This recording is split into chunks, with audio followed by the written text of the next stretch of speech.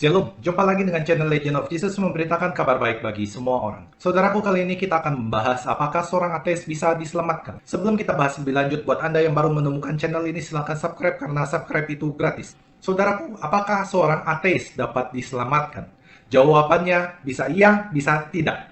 Dapat diselamatkan kalau orang-orang yang bukan karena kesalahan mereka tidak mengenal Kristus dapat juga diselamatkan, asalkan mereka mengikuti hati nurani mereka dan mempraktekkan hukum kasih, di mana mereka juga digerakkan oleh rahmat ilahi. Keselamatan mereka datang dari Yesus Kristus. Bukan kesalahan mereka sendiri tidak mengenal Kristus, dapat diartikan sebagai invisible ignorance, yaitu kesalahan yang dikarenakan oleh ignorance atau ketidaktahuan yang tidak terhindari. Namun, orang ini telah benar-benar berusaha untuk menemukan kebenaran dengan segenap hati, pikiran, dan kekuatannya. Dan seandainya ada orang yang dapat menerangkan kepadanya dengan baik tentang kebenaran, maka orang tersebut sebenarnya dapat merubah dan menjadi percaya kepada Kristus. Ini berarti orang tersebut menempatkan kebenaran di atas kepentingannya pribadi. Oleh karena itu, orang tersebut dapat diselamatkan. Kelompok lain adalah ateis atau orang yang tidak mengenal Kristus, namun karena culpable ignorance yang disebabkan karena kelalaian sendiri. Misalnya, orang tersebut melampaui kesepakatan untuk mencari kebenaran, namun dia tidak menggunakan dengan baik. Ada benarnya tidak ada alasan orang tersebut untuk tidak mengenal Kristus. Ini dapat diumpamakan seseorang tetap salah dan dihukum karena kelalaiannya tidak mempelajari peraturan lalu lintas, namun dia nekat untuk mengendarai mobil. Kelompok ini mempunyai resiko kehilangan keselamatan mereka. Jadi, bagaimana dengan Mahatma Gandhi? Invisible ignorance bukan berarti bahwa dia sama sekali tidak pernah mendengar tentang Kristus. Namun, walaupun dia pernah mendengar tentang Kristus, dan dia telah berusaha dengan segenap pikiran, hati, dan kekuatan untuk mencoba, namun tidak sampai untuk menjadi murid Kristus. Jangan lupa bahwa orang-orang yang menjadi batu sandungan bagi Mahatma Gandhi turut berpartisipasi dalam dosa karena menjadi batu sandungan bagi dia untuk menjadi murid Kristus. Beliau mengatakan bahwa kalau semua orang di India dapat menerapkan ajaran Kristus, maka tidak ada lagi orang Hindu di India. Jadi, orang-orang saleh yang tidak mengenal Kristus dapat masuk ke surga. Namun hanya Tuhan yang tahu persis apakah ignorance yang mereka lakukan karena invisible ignorance atau culpable ignorance. Kita juga lupa bahwa ada beberapa tingkatan ateis pada tingkatan yang paling parah, di mana benar-benar orang tersebut membenci Tuhan. Maka orang ini dapat kehilangan keselamatannya. Namun pada tingkatan lain, orang yang morally good tidak dapat membenci orang sedemikian rupa atau membenci Tuhan. Ia hanya tidak atau belum mengenal Tuhan. Padahal kebenaran Tuhan dapat dibuktikan dengan akal budi, juga termasuk oleh seorang ateis. Tentu, bagi yang tidak percaya akan Tuhan, tidak dapat menerapkan hukum kasih yang bersifat supernatural, yaitu mengasihi Tuhan dan juga mengasihi untuk sesama, dan juga sesama untuk Tuhan. Maka akan jauh lebih sulit orang tidak mengenal Tuhan untuk menerapkan kasih ini untuk masuk surga. Digerakkan oleh rahmat ilahi adalah suatu berkat yang membantu, atau dalam istilah teologi adalah actual grace. Actual grace ini merupakan gerakan dari Roh Kudus untuk membawa orang ini kepada pertobatan. Dan pada saat orang ini menanggapi dan kemudian menerima pembaptisan, maka orang tersebut menerima sanctifying grace atau rahmat kekudusan yang membuat seseorang menjadi anak Allah. Karena Tuhan adalah Maha Adil, maka kita meyakini bahwa berkat dari Tuhan adalah cukup dan berlimpah bagi setiap orang.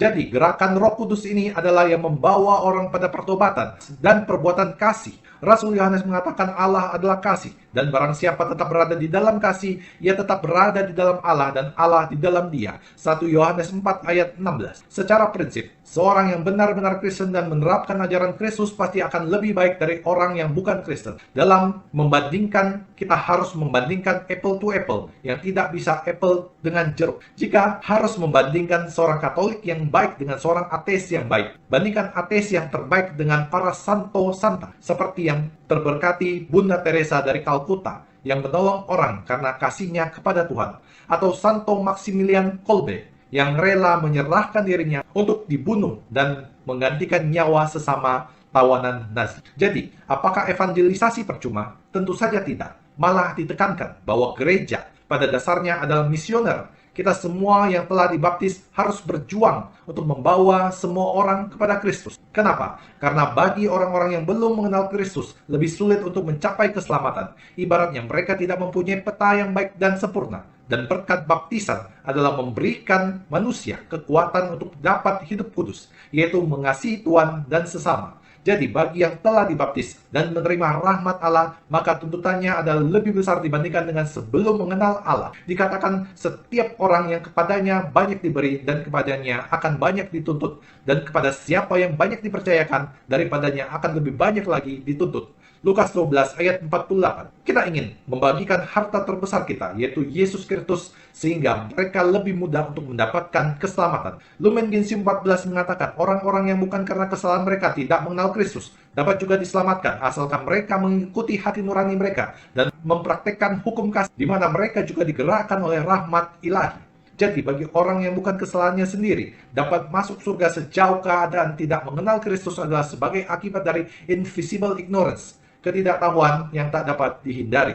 Seperti yang telah dijelaskan sebelumnya, hal ini tidaklah bertentangan dengan andai kata ada orang yang benar-benar tahu bahwa gereja Katolik itu didirikan oleh Allah melalui Yesus Kristus sebagai upaya yang perlu, namun tidak mau masuk ke dalamnya, ia tidak dapat diselamatkan. Hal ini dikarenakan bahwa orang yang benar-benar tahu bahwa Kristus mendirikan gereja Katolik, namun tidak masuk ke dalamnya seperti dia mendahulukan kepentingan pribadi di atas kepentingan kebenaran, dan juga tidak bertentangan dengan tetap tidak diselamatkan orang, dan meskipun termasuk anggota gereja, namun tidak bertambah dalam cinta kasih. Jadi, yang dengan badan memang berada di dalam pangkuan gereja, melainkan tidak dengan hatinya. Ini berarti bahwa orang Katolik yang mempunyai kepenuhan kebenaran harus benar-benar dapat menerapkan ajaran kasih.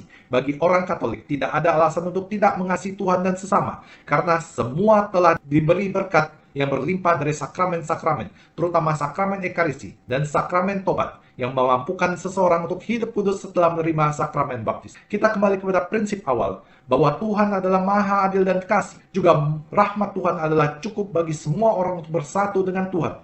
Oleh karena hal ini adalah sangat masuk akal, bahwa semua mempunyai risiko dan juga tugas masing-masing untuk mendapatkan keselamatan. Keselamatan adalah sesuatu proses yang berakhir pada saat kita meninggal. Orang yang mengenal Kristus di luar gereja Katolik dan juga anggota gereja Katolik semuanya mempunyai risiko kehilangan keselamatan. Yang menjadi perbedaan adalah gereja Katolik mempunyai kepenuhan kebenaran, gereja yang lain tidak mempunyai kepenuhan kebenaran, dan agama-agama lain mempunyai beberapa unsur kebenaran yang harus dilihat sebagai prinsip untuk menerima pesan Injil. Lumen Gentium 16. Gereja Katolik percaya bahwa keselamatan adalah sesuatu yang telah, sedang, dan akan datang. Telah diselamatkan. Tercatat dalam Roma 8 ayat 24, Efesus 2 ayat 5, ayat 8, 2 Timotius 1 ayat 9, Titus 3 ayat 5. Sedang dalam proses keselamatan, tercatat dalam 1 Korintus 1 ayat 18, 2 Korintus 2 ayat 15, Filipi 2 ayat 12, 1 Petrus 1 ayat 9. Dan akan diselamatkan, dicatat di dalam Matius 10 ayat 22, ayat 24, ayat 13. Matius 10 ayat 22, Matius 24 ayat 13, Markus 13 ayat 13, Markus 16 ayat 16, Kisah Para Rasul 15 ayat 11, Roma 5 ayat 9 sampai dengan 10, Roma 13 ayat 11, 1 Korintus 3 ayat 15, 2 Timotius 2 ayat 11 sampai dengan 12, Ibrani 9 ayat 28. Kalau kita berkata bahwa semua yang tidak mengenal Kristus masuk neraka, coba terangkan hal berikut ini. Bagaimana kita begitu yakin bahwa seseorang setelah kedatangan Kristus yang tinggal di dalam Irian Jaya, Kalimantan, dan sampai akhir hayatnya, orang tersebut masih tidak mengenal Kristus, pasti masuk neraka? Pertanyaannya, di manakah keadilan Tuhan? Bukan kesalahan mereka bahwa mereka tidak mengenal Kristus. Kalau saja orang tersebut mendengar tentang Kristus, ada sebagian dari mereka yang juga akan percaya. Kalau kita berkata bahwa semua yang tidak mengenal Kristus masuk neraka, coba terangkan hal berikut ini. Bagaimana kita mungkin begitu yakin bahwa orang-orang seperti Mahatma Gandhi masuk neraka? Apa dasarnya? Atau ada yang lebih ekstrim lagi, bagaimana bahwa Bunda Teresa yang terberkati dari Kalkuta masuk neraka? Karena beliau tidak maju di dalam altar call dan menerima Yesus di depan umum seperti yang terjadi altar call. Kalau kita berkata bahwa semua yang telah menerima Kristus pasti masuk surga, coba terangkan hal berikut. Orang-orang Kristen atau Katolik yang hidupnya bergelimang dengan dosa sampai akhir hayatnya, bagaimana seseorang dengan yakin mengatakan sekali selamat pasti selamat? Demikian apa yang dapat saya sampaikan. Semoga semuanya bermanfaat bagi Anda dan juga menjadi refleksi bagi kita semua. Dan juga semoga hal ini menambah pengetahuan Anda. Tuhan Yesus memberkati kita semua demi nama Bapa dan Putra dan Roh Kudus. Amin.